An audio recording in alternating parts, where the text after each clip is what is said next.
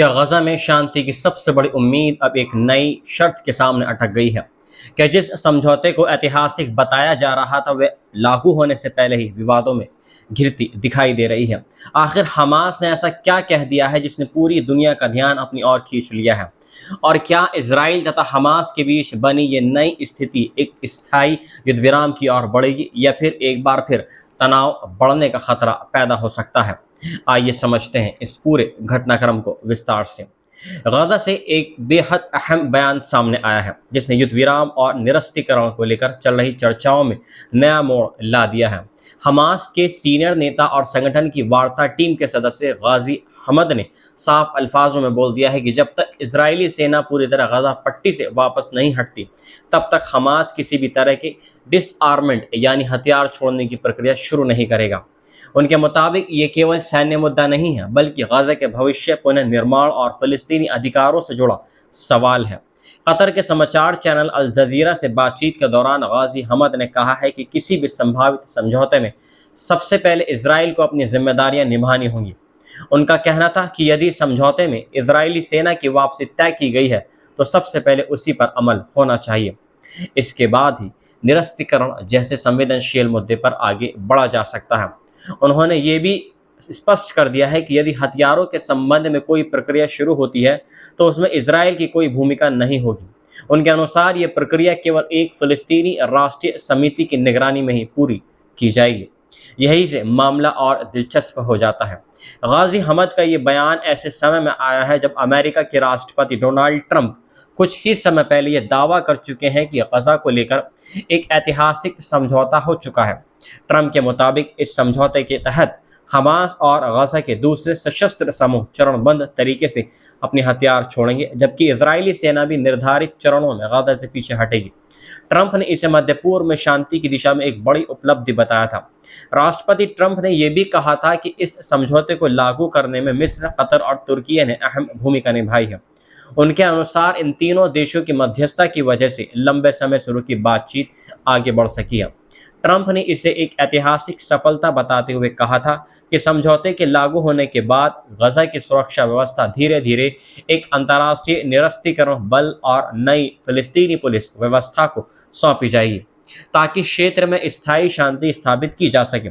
लेकिन कहानी यही ख़त्म नहीं होती है। गाजी हमद के बयान से यह साफ संकेत मिल रहा है कि हमास इस समझौते को अलग नज़रिए से देख रहा है। संगठन का कहना है कि हथियार छोड़ने का सवाल तभी होगा जब ज़मीन पर पहले इजराइल अपनी प्रतिबद्धताओं को पूरा करेगा। यानी हमास की प्राथमिकता पहले इजरायली सेना की वापसी और गजा के पुनर्निर्माण की प्रक्रिया है। यही वजह है कि अब इस पूरे समझौते के लागू होने की समय सीमा और उसके तौर तरीकों पर नए सवाल खड़े होने लगे हैं। इसी बीच फिलिस्तीनी संगठन इस्लामिक जिहाद की ओर से भी प्रतिक्रिया सामने आई है। संगठन ने कुछ मीडिया रिपोर्ट्स को गलत बताते हुए कहा है कि फिलिस्तीनी गुटों और इजराइल के बीच जिस तरह के समझौते की खबरें चल रही हैं वे पूरी तरीके से सटीक नहीं है। हालांकि संगठन ने विस्तार से ये नहीं बताया है कि किन बिंदुओं पर, किन पॉइंट्स पर उसे आपत्ति है। इसलिए फिलहाल अलग अलग पक्षों के दावों के बीच पूरी तस्वीर अभी भी पूरी तरह साफ नहीं है। अब सवाल यह है कि आखिर हमास इस मुद्दे पर इतना सख्त रुख क्यों अपना रहा है? इसकी सबसे बड़ी वजह पिछले कई वर्षों का अनुभव माना जा रहा है। हमास का कहना है कि यदि वह पहले अपने हथियार छोड़ देता है और उसके बाद इजराइल अपनी सेना वापस नहीं हटाता तो गजा की सुरक्षा और फिलिस्तीनियों की स्थिति और कमज़ोर हो सकती है। यही कारण है कि संगठन पहले जमीन पर ठोस कार्रवाई देखना चाहता है और उसके बाद किसी अगले चरण पर सहमत होने की बात कर रहा है। दरअसल गजा में लंबे समय से जारी संघर्ष ने पूरे क्षेत्र को गहरे मानवीय संकट में धकेल दिया है।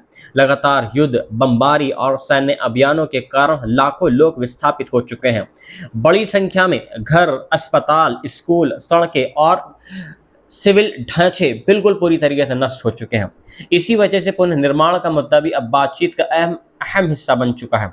हमास का कहना है कि केवल युद्ध रोकना पर्याप्त नहीं होगा बल्कि गजा को दोबारा बसाना भी उतना ही ज़रूरी है।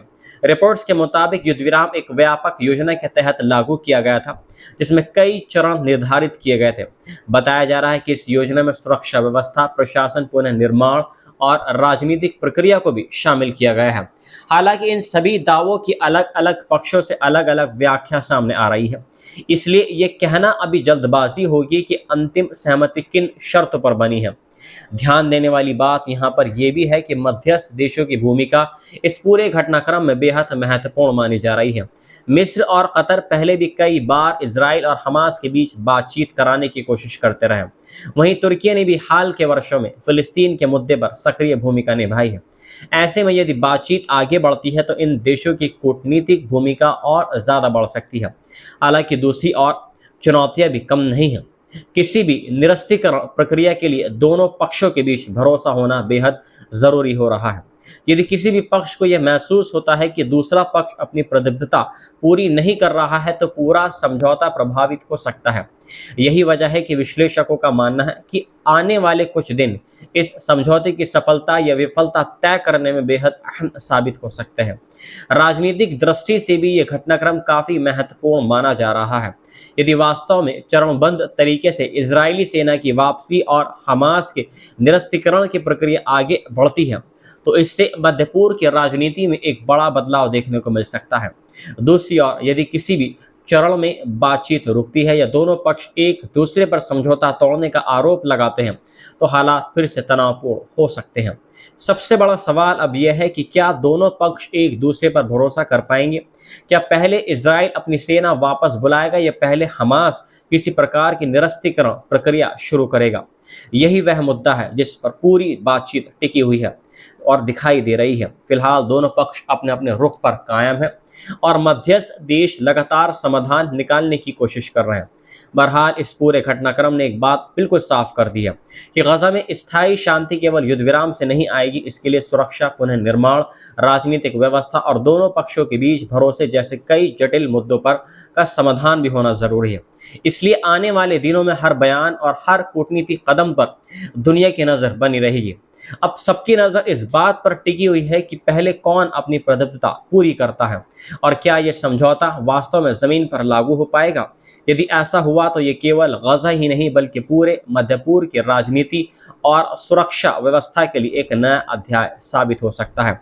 लेकिन यदि बातचीत किसी मोड़ पर रुक जाती है और क्षेत्र एक बार फिर अनिश्चितता और तनाव के दौर में प्रवेश कर सकता है, यही वजह है कि दुनिया इस पूरे घटनाक्रम को बेहद करीब से देख रही है।